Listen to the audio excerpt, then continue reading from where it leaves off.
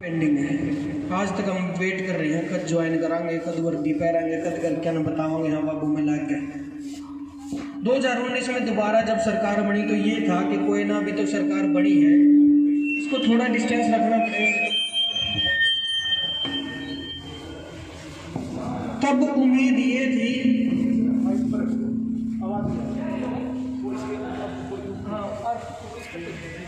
किसी पे रख दो, यही रख दो सामने, यही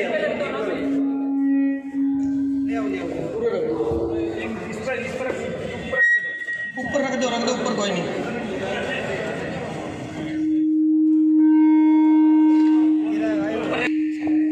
किसी को इसका पता हो, आइडिया हो, कुछ नॉलेज हो तो देखो ना एक बार। शायद फोन का इश्यू होगा, फोन दूर करना, खुद फोन की वजह से हो रहा हो शायद। 2019 में जब सरकार दोबारा बनी थी, हर बच्चे को ये उम्मीद थी भाई कोई नहीं, भी तो सरकार बनी है, दोबारा से रूपरेखा तैयार होंगी, हर कितने सूद बैठेगा। तुमने सबने बाट भी देखी, वेट करया ना, खड़े होके ठीक है, तुमने सबने वेट करया भाई कदे न कदे हमारी सुनवाई होगी, लेकिन सुनवाई नहीं हुई।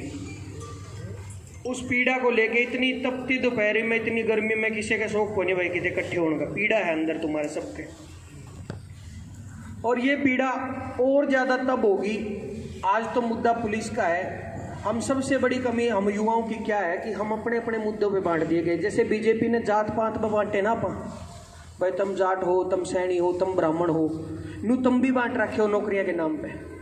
भाई तुम पुलिस वाले हो, तुम फौज वाले हो, तुम कलरक हो, तुम भाई आंगनबाड़ी में तो हटाई उड़ी हो, तुम भाई कोविड वॉरियर हो, नू करके ऐसे बांट दिए कि कभी भी अपना आंदोलन कोई मजबूत नहीं हो पाता। हमारी सबसे बड़ी कमी ये है कि आज अगर पुलिस की भर्तियों के लिए ये धरना हो रहा है, हमारा जो विरोध प्रदर्शन है, इसमें वो लोग शामिल नहीं है जिनकी फौज की भर्तियां या जो कलरक की नौकरी से पीड़ित है, किसी भी वजह से पीड़ित है। हम इसलिए मजबूत नहीं हो पाते। हम अपने अपने डिवाइड करे बैठे हैं कि पुलिस की पीड़ा मेरी है, फौज की पीड़ा तेरी है। पीड़ा हर युवा की एक साथ है। जिस दिन सारे एक प्लेटफॉर्म पर आ गए, चाहे किसी भी नौकरी से पीड़ित हो, कोई किसी भी वजह से पीड़ित हो, किसी भी वजह से बेरोजगार हो, कोई भी डिपार्टमेंट हो, जिस दिन सारे एक प्लेटफॉर्म पाओगे उस दिन सरकार सुनेगी। नहीं तो छोटे छोटे दड़िया में हम बट रहे हैं। 100 आदमी आज आड़ा इकट्ठा हो, आड़ा भी पूरे वे लोग इकट्ठा नहीं हुए होंगे जिनकी रियल में ये दर्द है, जो लोग नहीं ज्वाइन हो पा रहे, जिनके दुख तो है पर वो सोचें यार गर्मी बहुत है, कोई नहीं फलाना जाया होगा, तू रह जा, तेरे जाए बिना कि मैं नहीं फर्क पड़ता। हर आदमी से फर्क पड़ता है, एक एक आदमी चाहिए, सब ने इकट्ठे होना पड़ेगा, जब जाकर हमारी आवाज़ सुनी जाओगी। पहला तो मेन मकसद यही है कि सबको एक मैसेज ये डालो कि हम सारे इकट्ठा होकर लड़ेंगे। और दूसरा मैं ये बता दूं, बाद में कोई सवाल उठाओ उससे पहले बता दूं कि मैं अगर किसी पार्टी से जुड़ रहा हूँ, बहुत सारे साथी ऐसे भी होंगे कि भाई इनको अपनी राजनीति देखनी है, ये चीज़ें देखनी है, पता नहीं क्या क्या कहने वाले मिलेंगे। मैं आप सबसे अपील यही करता हूँ, मेरा बोलने का मकसद यही है कि मुझे आप लोगों ने प्यार दिया तो मेरी जिम्मेदारी है, आप लोगों ने जो सम्मान दिया उस सम्मान के लिए आवाज़ उठाना मेरी जिम्मेदारी। मैं नू नहीं कहता, मैं उठाऊंगा आवाज़। कोई भी भाई जो सक्षम है, जो चाहता हो कि मैं उठाऊंगा, हम उसके झंडे के पीछे लग के, उसके साथ जो आवाज़ वो उठाएगा उसके साथ साथ लग के हम सारा चलेंगे, सारे इकट्ठे होंगे। आज ये दुख दर्द सरकार को दिख नहीं रहा। सरकार को सिर्फ यूं लग रहा है कि बेरोजगार है, बेरोजगारी के अलावा और बहुत कुछ है। जो घरों के हालात अगर हम देखें, ताज़ा ताज़ा किस्सा है, ताज़ा ताज़ा ताल्लू गांव से मेरे साथी आए भी हैं, पवन का किस्सा, और लाखों पवन तैयार हो जाएंगे अगर सरकार ने नहीं सुनवाई करी। कहाँ जाएंगे हम लोग? जो बालक संस्कारों वाले घरों में पला बढ़ा है, जो अच्छे घर परिवार में पला बढ़ा है, वो क्राइम की तरफ तो जावे नहीं। वो ये नहीं सोचेगा कि मैं कितने लूटपाट कर लूँ, नौकरी नहीं लाग रही तो और अड़बाद कर लूँ। उस बच्चे के मन में यही ख्याल आते हैं कि ना, जिंदगी में कुछ बचा नहीं है। पहली बात तो हम सब ने मजबूत होना है। किसी भी साथी ने, बहुत सारे साथी हो, उसका आप में तभी से हो भाई, घर परिवार का हमारा सबका नॉर्मल जुगाड़ है। हम ऐसे घर परिवारों से बिलोंग करते हैं जहाँ पे हर खर्चा हमें सोच सोच के करना पड़ता है। आज भी अगर आड़ा इकट्ठे हो यहाँ तो आड़ा का खर्चा भी हमने सोच सोच कर करना पड़ेगा। भाई हिसार जाना है, आना है, कि भाड़ा थोड़ा लगेगा, कि 5 जने गेला जा रहे तो उन भाइयों पे भी कुछ लग जा, तो सारी चीज़ हमने सोच सोच कर करनी पड़े। रोज रोज इकट्ठे भी नहीं हो जावे। एक दिन एक मजबूत आवाज़ बन के सारे साथियों को पहले तो साथ मिलाओ, ये डिवाइड मत करो कि मारा रोड़ा पुलिस का, तारा रोड़ा फौज का। सबको एक साथ लेके आओ, एक प्लेटफॉर्म पे लेके आओ। जब पूरे हरियाणा का युवा एक साथ आवाज उठाएगा, कल्ली कल्ली लाकड़ी ना पक किसी टाइम भी तोड़ लें, छोटी छोटी लाकड़ी अगर कल्ली कल्ली कदे तोड़ लो, जब उसका बंडल बन जाता है, इकट्ठी हो जाती है, तो वो तोड़ना बड़ा मुश्किल है। सिंपल सा उदाहरण सबको पता भी है। ये पीड़ा, वो लड़का तो इतने भावुक शब्द लिख के चला गया जो सबको जगा गया, नहीं तो आप लोग भी सुते पड़े थे सारे। कोई आवाज़ अपनी अपनी नहीं उठा रहा था, अपने हकों की आवाज़ कोई नहीं उठाना चाहता था। हर आदमी ये सोच के बैठा था कि मन के है ये और आवाज़ उठाओगे उसमें तू भी लाग जाएगा, भर्ती लिकड़ेंगी तो तेरी भी लिकड़ेगी, पुलिस में लागेगा ये लागेंगे तो तू भी लागेगा, उड़ जाना की जरूरी क्यों गर्मी में मरे, ऐसे कोई नहीं लागेगा। ऐसे तो सबसे बड़े गुनहगार वो हैं जिन्होंने 2019 की भर्ती में अप्लाई किया और आज तक उनके भी रिजल्ट नहीं आए। मेरे ख्याल से परसों 11 तारीख को पेशी भी है ना, 11 मई को, हाँ परसों हो गया, आज में होगी, परसों सुनवाई है। ये सुनवाई और मजबूत हो जाती है अगर और पहले आप लोग आवाज़ उठाते और पहले इकट्ठे हो जाते। 5वीं सुनवाई है। मैंने इस सरकार तक 5वीं में भी उम्मीद नहीं है, और तब तक उम्मीद नहीं है जब तक आप इकट्ठे नहीं होगे। इस सरकार पे इस बात का असर को नहीं होगा हिसार धर्मशाला में 100 जने थे ना, इस बात का असर जब होगा कि फलानी जगह फलाने मंत्री के घर का आगे हजारों लोगों ने धरना दिया। जब इनको अपना डर सताएगा ना कि तारे घर का आगे आके बैठ गए, अड़ के फर्क पड़े इनके, धर्मशाला में करे जाओ, इनका कोई फर्क नहीं पड़ रहा, ये कहीं डिस्टर्ब नहीं हो रहे। जिस टाइम ये डिस्टर्ब होंगे इन्हें नू लगेगा कि हाँ तार पर बात आ गई, उस टाइम ये अवेयर होंगे, उस टाइम ये सियाणे होंगे, उस टाइम इन्हें सोचनी पड़ेगी हर युवा के लिए। हम सारे किसान परिवारों के बालक हैं, अपना घर में तो उदाहरण है, खुद के घर में लगभग किसान परिवार से हो गए सारे। दिल्ली में आंदोलन होया, अपने बाबू और दादा और बैठे थे उड़े, अगर वे एक भी उड़े दुखी होकर उल्टे हाजिर तो क्या सरकार झुक जाती है? मैं 2 महीने दुखी होकर हाजिर हूँ, सोच ना यार को नहीं बनती बात, बीच में तोड़ा गया काफ़ी तरह से। और मैं तो बहुत अच्छे मानता हूँ अपने बुजुर्गों को कि 2-2, 3-3 स्टेट के लोग वहाँ बैठे, 4 स्टेट के लोग वहाँ बैठे, और आपसी कोई भी झगड़े की बात पूरे साल में एक बार भी नहीं आई। इतना भाईचारा उन लोगों ने दिखाया, इतना प्यार प्रेम उन लोगों ने दिखाया। उड़ते 2 काम सिद्ध हुए, एक तो भाईचारा बढ़ा आपस में, दूसरा काम सिद्ध होया कि लड़ाई जो अड़ के लड़ेगा वो जीतेगा। वो क्या करे ना, कोशिश करने वालों की हार नहीं होती, वो सच में नहीं हुई। हमारे घरों में हमारे बाप हमारे दादा उदाहरण है, उन लोगों ने तपती दोपहरी भी देखी है दिल्ली बॉर्डर पर बैठ के, उन लोगों ने कड़कती ठंड भी देखी है, उन लोगों ने आंधी तूफान भी देखे हैं, लेकिन वो वापस नहीं लौटे, वो डटे रहे उड़े। हो सकता है कुछ साथियों की कई बार मजबूरी हो, भाई एक दिन किसी ने घर का काम है कोई, वो भी आत्मा तो साफ आत्मा तनु बताना कि सच्ची में काम है, नहीं तो बेवजह कोई झूठा बहाना मार का आज घर बैठ के ना तड़का सरकार नहीं सुनेगी। वो सब लोग गुनहगार हैं जो आज घर बैठे हैं यूट्यूब से या कहीं से भी जिनके पास वीडियो जाए, मैं उन सबसे कहना चाहता हूँ सबसे बड़ा पाप आप लोग कर रहे हो। आप लोग इनका पसीना भी बेकार कर रहे हो, इनकी मेहनत भी बेकार कर रहे हो जो आज यहाँ आए हैं। सबको एक साथ आना पड़ेगा, सरकार को जगाना पड़ेगा, और सरकार से अपील भी करता हूँ। चल एक तो नू हो गए, कई बीजेपी वाले नू कहते हैं तुम जनसंख्या की बात नहीं करते, इतनी ज़्यादा जनसंख्या है, कड़ा नौकरी लावा, अर्जुन सी वैकेंसी है, पहले वे तो भर दो उसके बाद आओगी जनसंख्या की बात। तो भाई जो पद खाली हैं सेना में भी हैं, पुलिस में भी हैं, जब सरकार आई थी इन्होंने घोषणा करी थी आई साल 5000 नौकरी लगेंगी, आई साल, सिर्फ पुलिस की कह रहा हूँ, पुलिस की आई साल 5000 ज्वाइनिंग की, जब इनकी सरकार आई इन्होंने अनाउंस किया था।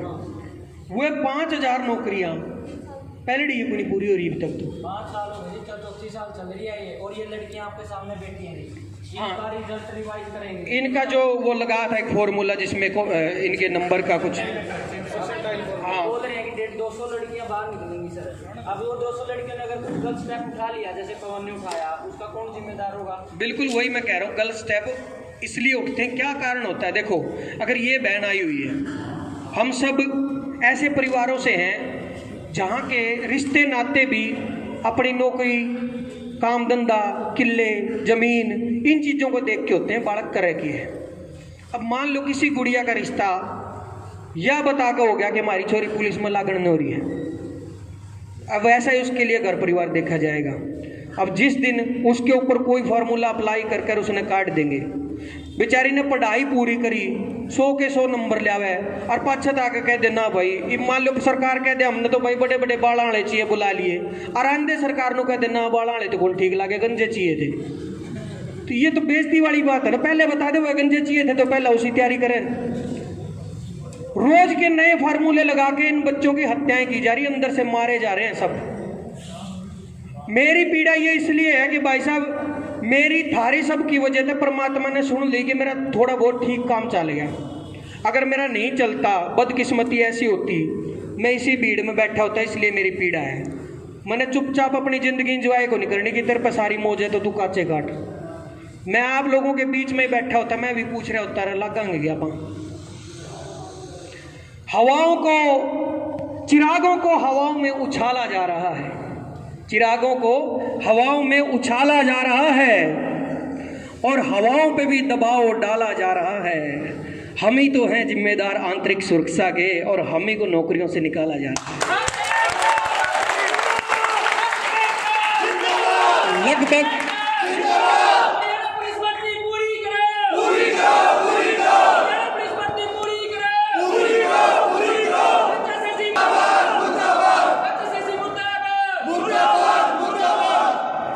और बड़ी पीड़ा है अपनी, इस रोड़ा तो सुलझाओगे, सारे लाख का सुलझाओगे, सारे इकट्ठे होंगे, लेकिन एक बड़ी पीड़ा अपने पूरे देश की है। ये सरकारें हमारे साथ बहुत बड़ा खेल खेलती है, हमें 4.5 साल तक फुल दुखी रखे, फुल दुखी। यहाँ चुनाव 2 चरणों में होता है अपने देश में। पहला चरण तो ये होता है जिसमें नेता आपके चरणों में होते हैं, दूसरा चरण ये होता है चुनाव जीतने के बाद आप उनके चरणों में होते हैं। ये 2 चरण है बड़े चुनाव के। आज हम हाथ जोड़ने लग रहे हैं, पैर पकड़ने लग रहे हैं, हमारे काम करवा दो, नौकरी लुआ दो, बेरोजगारी दूर कर दो, आत्महत्या की तरफ यूथ जाने लग रहा है, क्राइम की तरफ यूथ जाने लग रहा है, इसको बचा लो। जब इलेक्शन के 6 महीने रह जाएंगे, ये सबसे बड़ी पीड़ा आज बता रहा हूँ, याद नहीं रखते हम लोग, हम भूल जाते हैं, हमारी मेमोरी 8-9 महीने की हुए है, दुख की हो सुख की हो सारी भूल जाऊँ। जब इलेक्शन के 6 महीने रह जाएंगे, हम में से याद दे युवा इनकी रैलियां में जिंदाबाद के नारे लाते मिलेंगे, जो उनसे आज मुर्दाबाद के नारे लगा रहे हैं। ये सबसे बड़ी पीड़ा है। उस टाइम पे पढ़ा लिखा नौजवान ये सवाल करने वाला नहीं होता कि भाई साहब उस टाइम आपने हमें जो दुख दिए उसका क्या जवाब है। हम थोड़े थोड़े में राजी हो जाएं। एक बालक मान लो 100 जने ने रैली में लेकर जा रहा है और मंच पे तय नेता ने नाम बोल दिया ना, और राजवीर क्या हाल है, वो राजवीर 6 महीने राजी रहूगा। अगर नेताजी ने ऊपर तो बोलिया भाई देखा अपनी हवा, वो उनने राजी रखने खातर कल्ला ही राजी रह जाओ, राजवीर ऊपर तो कह दिया। क्यों पागल हो रहे हो?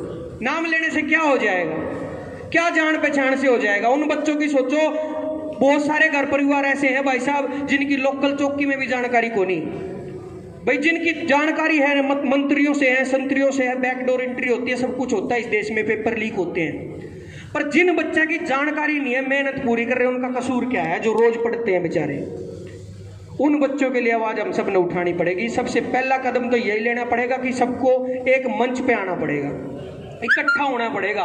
हर नौकरी वाले को छोटे छोटे दड़िया में बट जाओगे तो तुमने कदे प्रशासन तक काबू कर लेंगे और कदे न सोचेंगे कोई जरूरत को नहीं।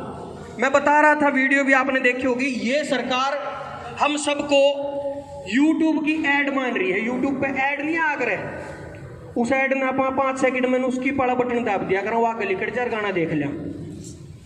इस सरकार ने अपना काम धंधा देखना, तुम सारे उसके लिए यूट्यूब की ऐड हो। जैसे युवा आगे आएगा ये बटन दाब देंगे, तुमने साइड कर देंगे, पुलिस के द्वारा कर देंगे, पुलिस आगे बटन दाबेगी या कुछ भी करेगी, स्कीप वाला बटन दाब कर तुमने साइड कर देंगे। अरे इन्हें तो भाई गाना देखना, अपना काम धंधा देखना है।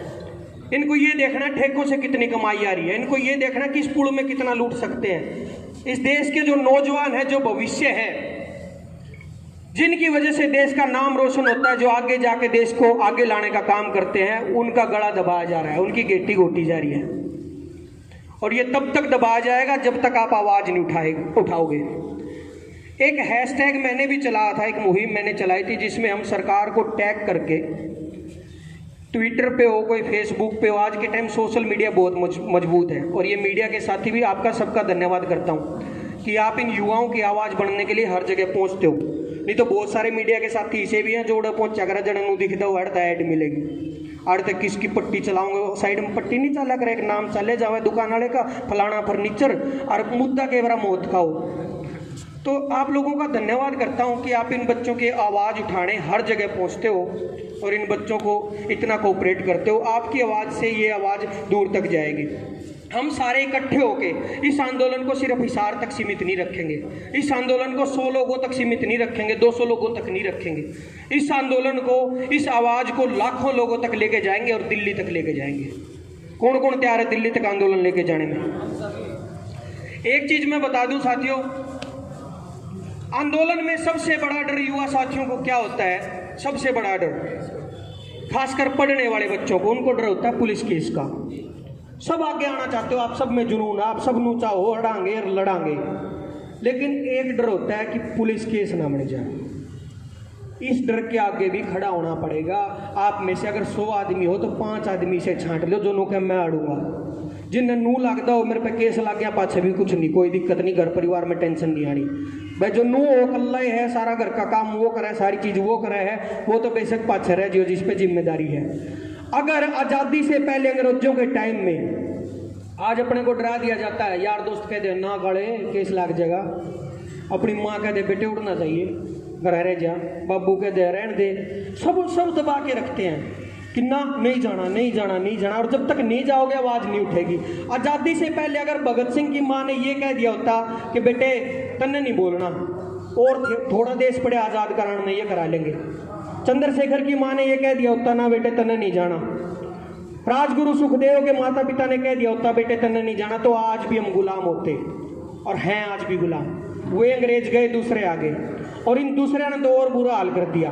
क्योंकि पराया आदमी कोई दुश्मन मार के चला जाए उसका इतना दुख नहीं होता, जब खास आदमी, खास का मतलब इसीलिए कह रहा हूं जिनकी रैलियों में हमने नारे लगाए, जिनके जयकारे लगाए और जिनसे उम्मीद थी, आशाएं थी, जब खास आदमी पीठ में खंजर मारता है तो डबल दर्द डबल होता है, पीड़ा ज्यादा होती है।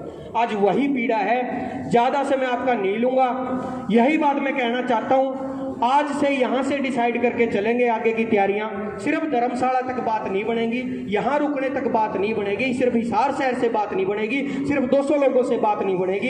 इस चीज को लाखों तक लेके जाएंगे, पूरे हरियाणा को एक साथ लेके आएंगे और जितने भी पीड़ित बेरोजगार युवा हैं उन सबको एक साथ लाकर इस चीज की आवाज उठाएंगे। आप सबका इन्हीं शब्दों के साथ धन्यवाद करता हूँ और उम्मीद करता हूँ भविष्य में एक आदमी 10-10 जना तक यह बात जरूर पहुंचाए जो आज नहीं आए, कि तुम्हारे नहीं आने की वजह से हमारा पसीना बेकार हो रहा है। थैंक यू, धन्यवाद।